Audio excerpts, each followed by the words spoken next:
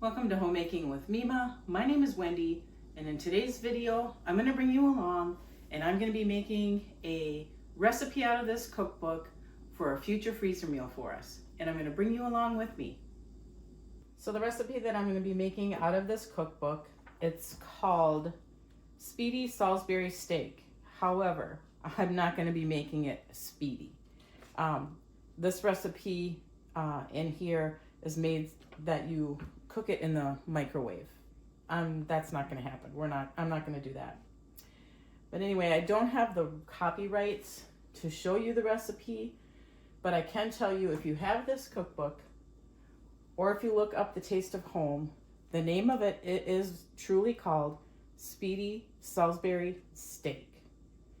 And it gives a name of a Cindy Stephenson who submitted it. So anyway, I am going to be using 2 of my chubs. Mine are 1 1/3 pounds. I'm going to double the recipe because the recipe only calls for 1 pound. And what I'm going to be putting in it is Worcestershire sauce, some fresh breadcrumbs, garlic powder. It doesn't call for salt and pepper, but I'm going to put salt and pepper in it. And I have this white pepper to use, so I'm going to use that. Some of my parsley from 2023, that still needs to get used up. And some eggs. And that's going to be the base of the Salisbury steak. That's not going to include the gravy part of it. So I'm just going to bring you along while I get this all mixed together and make it into patties. I'm going to wear gloves for this today, mainly because I'm going to be making it into patties and that I normally don't wear gloves, but my hands are dry, so I thought, well, you know what, I'm going to wear gloves today. So I'm going to crack my eggs into the bowl, get them mixed up some, get all my seasoning and my breadcrumbs in there first because they advise don't overwork the dough. And you would overwork it just trying to get this intermingled in.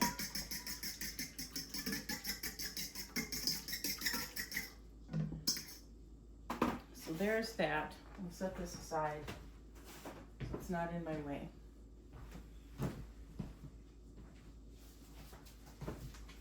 I almost forgot my towel. So I'm going to double the recipe, and I'll bring it a little closer here for me.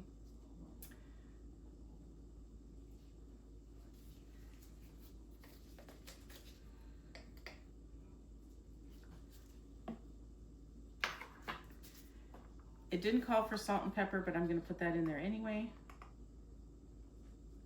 I'm using that white pepper. I don't know why they wouldn't put salt and pepper in with it, but could be because the Worcestershire sauce might be a little salty, but I'm going to do it.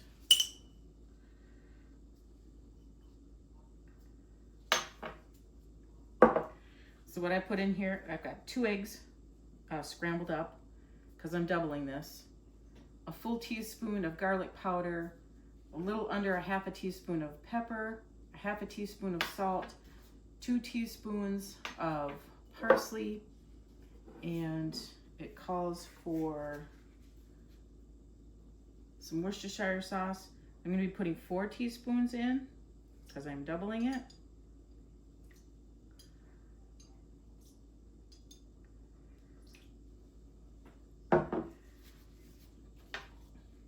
My breadcrumbs, I'm putting a full cup in there.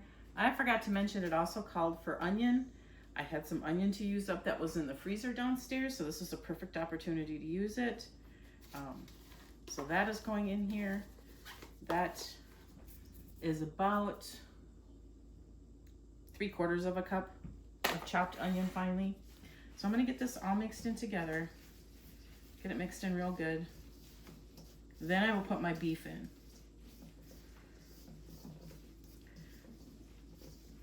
Because I want the breadcrumbs, and it called for soft breadcrumbs. So I used some of the French bread that I had out because we're going to be having some French bread with our dinner tonight. Okay, so now I'm going to put in the 2 chubs of beef. And then I'm gonna get this all mixed together. Then I'm going to let it rest for a little bit.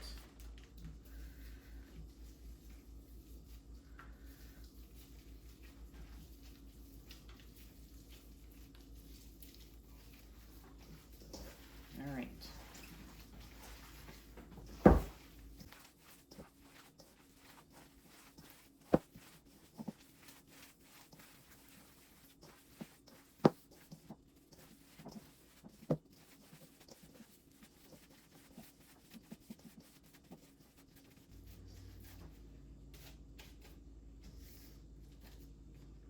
There we go. I'm gonna let it rest probably for about 5 minutes so that the breadcrumbs can absorb and with the meat, and the meat warms up just a little bit for me to work with it. Got another set of gloves here. I'm gonna be making these into like an oval shape because that's like your standard Salisbury steak shape, not around like a hamburger patty, but more oval, like your hand. And I really don't know how much to do, so I guess I'll take like a standard size, not quite a baseball size, but close to it, and I'll just make some ball shapes here.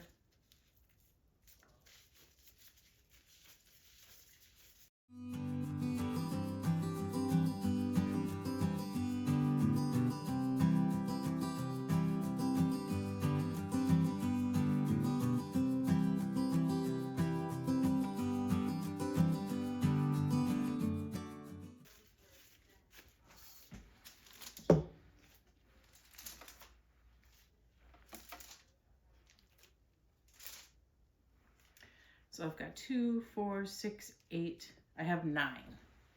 If I made them smaller, I could get 10, but I'm good with that. I don't want them any smaller.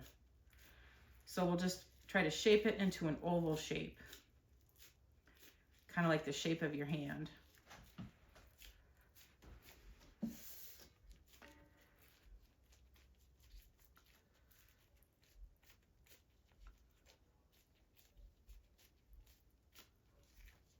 Like that.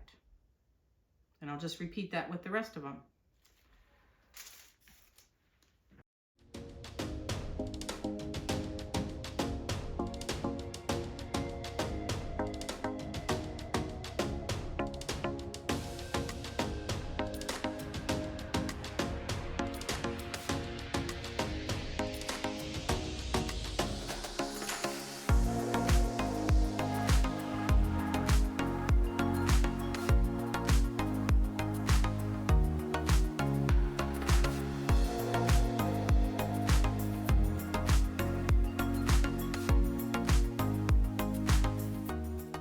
So there they are. I'm going to put them in the freezer and flash freeze them and then package them up tomorrow.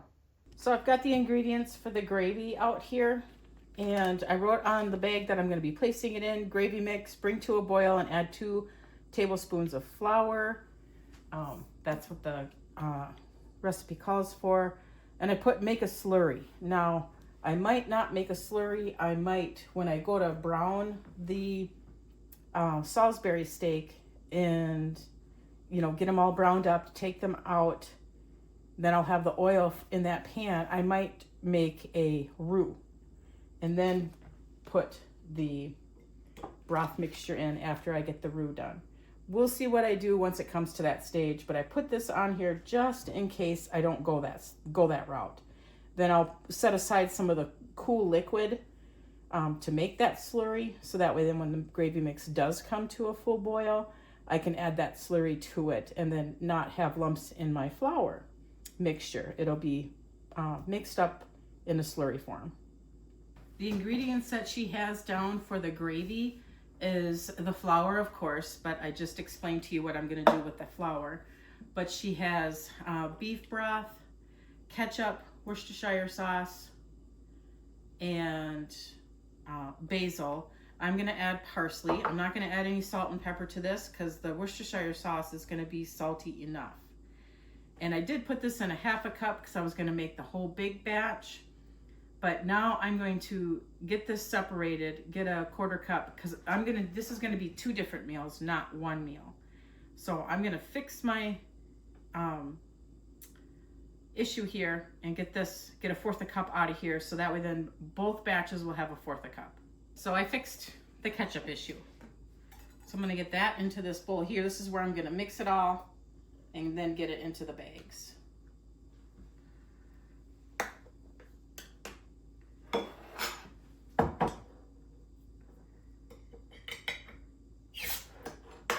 I've got my own beef broth that I'm going to be using.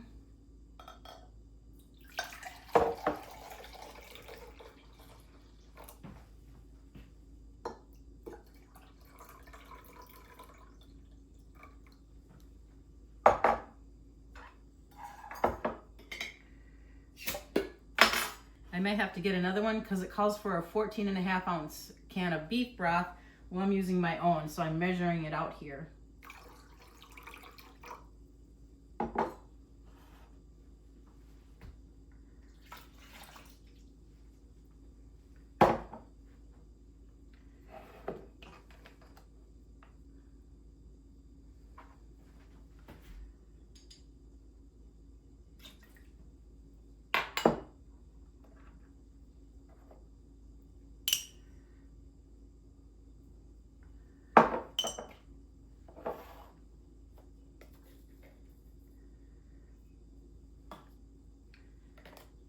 So the measurements is the 2 tablespoons of flour, which we'll add when we make it, 1 can 14.5 ounce of beef broth, a 1/4 cup of ketchup, a tablespoon of Worcestershire sauce, a 1/4 teaspoon of dried basil, and it calls for mushrooms drained.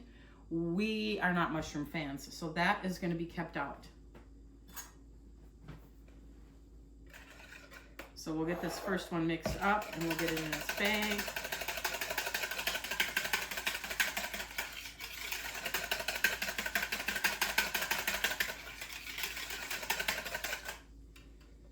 Smells really good.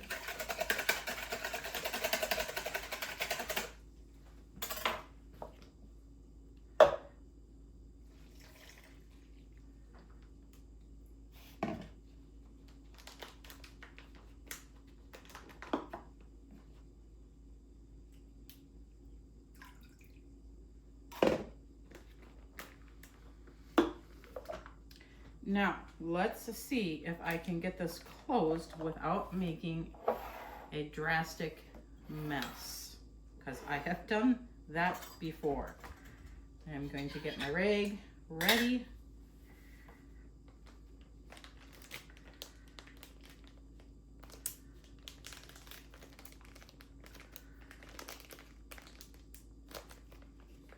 Make sure it's sealed good.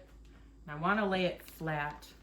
But I'm going to put the opening to lean up against the edge of the cookie sheet here, as you can see. So that way it can freeze flat, and I can put it into the bag once the Salisbury steaks are flash frozen.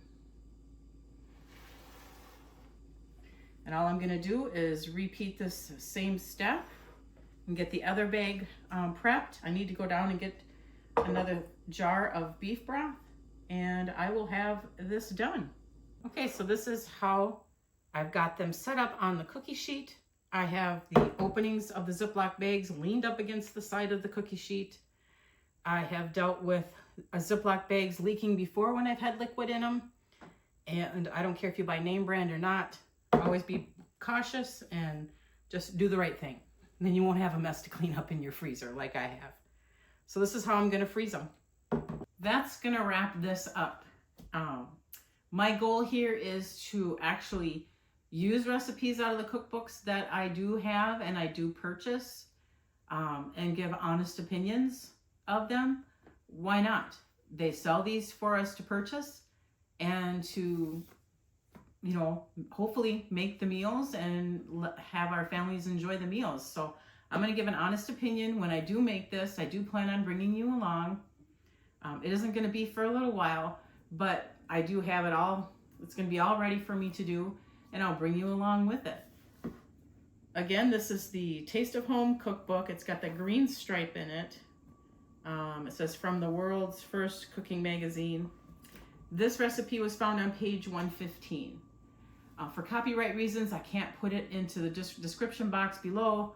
I'll see if I can find it, but I think the best thing for you to do is to look online, because I know Taste of Home has websites and that you can find recipes on. I want to thank you so much for joining me today.